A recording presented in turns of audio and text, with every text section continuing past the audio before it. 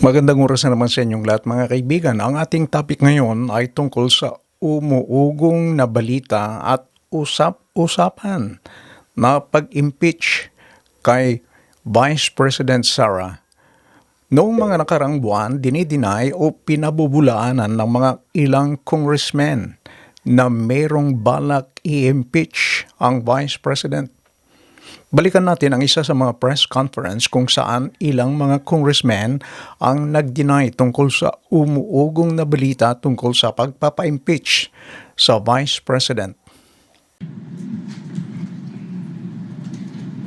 I've answered this before na, di ba nga, nakita nga po natin sa crystal ball dati na wala naman pong ganun na balita.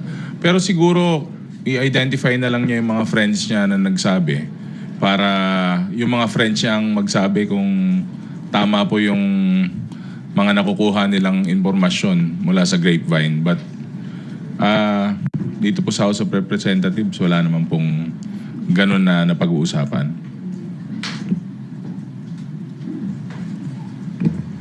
Sa ilang oras at araw na ginugugol ko dito sa Kongreso ay hindi ko narinig yon.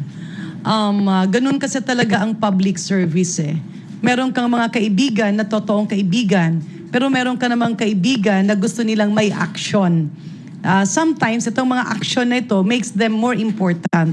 Kaya ito yung mga bagay na dapat worry yung ating Vice President.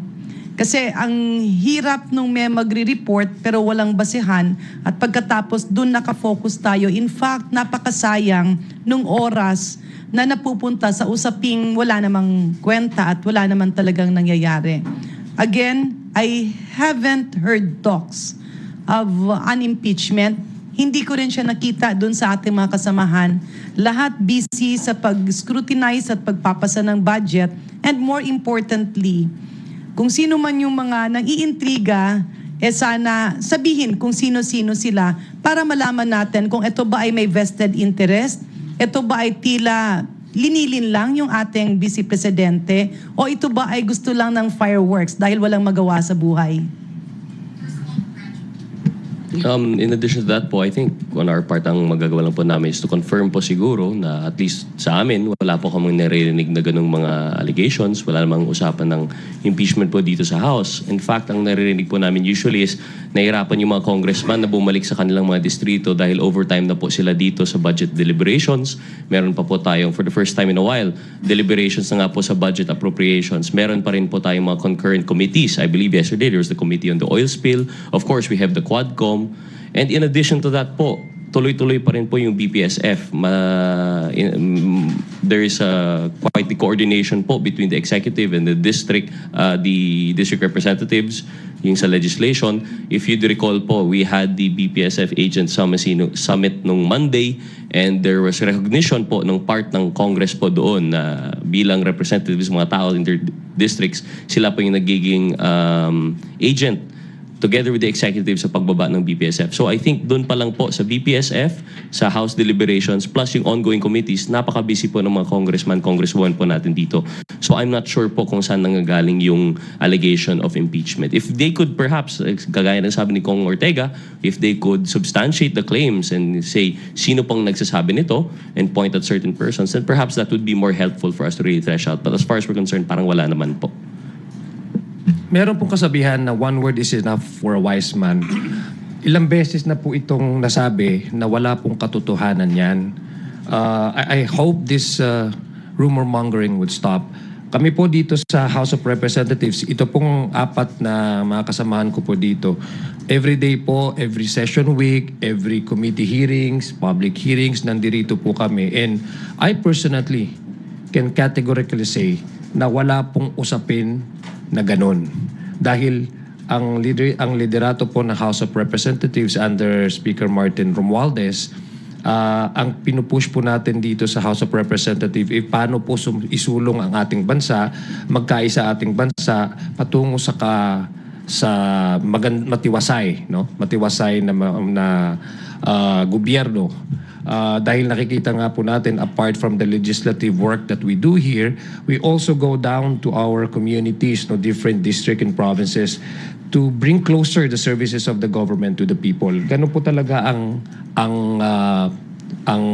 priority ng House of Representatives. It also speaks about bridging gaps and uniting communities, no, for the prospect of, bringing together all communities na para doon sa pagsulong ng ating bansa. It also speaks about, I guess, no, itong usapin, no, kasi itong sinasabi nilang issue or rumor, alam po namin dito at alam po ng liderato ng House of Representatives, this is counterproductive to the work that we are doing right now.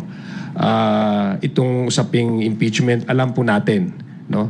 That's why we don't put credence on the issue, because alam mo natin na this is not only create disunity, create chaos politically, but it also it's counterproductive, and it counters the efforts and the positive result of everything that we have done and everything that we continue to do. Sina Congressman Paulo Ortega, Roger Gutierrez, Alonto Adyong at Congresswoman Janet Green sa kanilang denial tungkol sa usap-usapan na impeachment laban kay Vice President Sara. Pero nag-iba na ngayon dahil hindi na denial ang ating nababalitaan. Ang posibilidad ng impeachment sa Vice President ay hindi na pinabubulaanan, kundi sinasabi ng pinag-aaralan ang posibilidad dahil merong mga grounds. Panoorin natin ang interview ni Ted Filon kay Congressman Joel Chua, Chairman ng House Committee on Good Government and Public Accountability. Muna mga kapatid, nasa ating puli niya ngayon si Congressman Joel Chua, ang chairperson po ng House Committee on Good Government and Public Accountability sa napaka-importanteng paksa this morning. Congressman Joel, magandang umaga po, sir. Ay, magandang umaga po, Manong Ted at saka DJ at sa lahat po ng inyong tagapakinig. Salamat sa panahon. Congressman, inyo pong nabanggit sa media itong nagdaang mga araw na may grounds na kayo umano for impeachment laban kay VP Sara kung sakasakali. Ano po, matapos nga po ang ilang mga araw po ng pagdinig sa inyo pong komite. Can you please elaborate, sir? Opo, ito naman po kung hindi po patuloy po nilang hindi sasagutin at ipapaliwanag yung mga issues po na lumalabas dito po sa committee. In fact, tomorrow po, meron po kaming nakaset na committee hearing at inibitahan po natin yung kanilang mga resource person. Isa po sa nakikita po nating ground ay yung hindi po mapaliwanag na napakalaking amount po nung pagrenta itong mga safe houses. Pangalawa po, yung pong isa pong issue sa DepEd, yung paggamit ng confidential fund, kung saan po tinatanggi po ng mga army na ito po ay na-download para po sa Youth Leadership Summit. So ang tanong po namin, saan po ba napunta itong mga pondo? So ito po ay makikita po natin, pwede po ito maging ground para po sa betrayal of public trust, graft and corruption.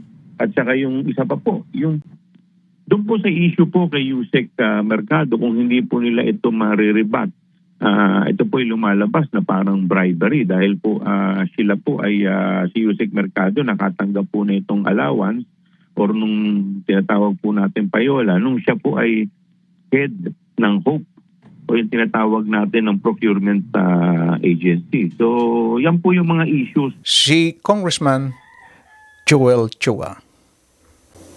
Nakasad sa ating Constitution na ang House of Representatives ang may exclusive na kapangyarihan upang simulan ang lahat ng kaso ng impeachment.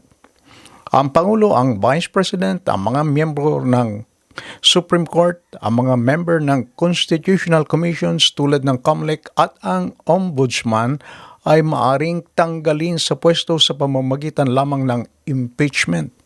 Ang mga nabanggit na opisyal ay matatanggal sa pwesto dahil sa culpable violation ng ating saligang batas, treason, bribery, graft, and corruption, other high crimes at betrayal of public trust. Mga kaibigan, maraming nagtatanong, dapat bang gawing priority ang impeachment sa Vice President kaysa sa mga dapat na paghanap ng solusyon ng mga hinanaing ng ating mga kababayan tulad ng mataas na presyo ng mga bilihin, kawalan ng trabaho, pagsugpo ng krimen, pagsugpo ng korupsyon sa ating government at marami pang iba. Anong sa palagay ninyo? O baka hindi kayo mapalagay? Please send your thoughts. Maraming salamat sa inyong panonood. Please subscribe, like, comment, and share. Paki-click na rin ang notification bell para hindi nyo makaligtan ng mga bago at susunod nating video. Maraming salamat.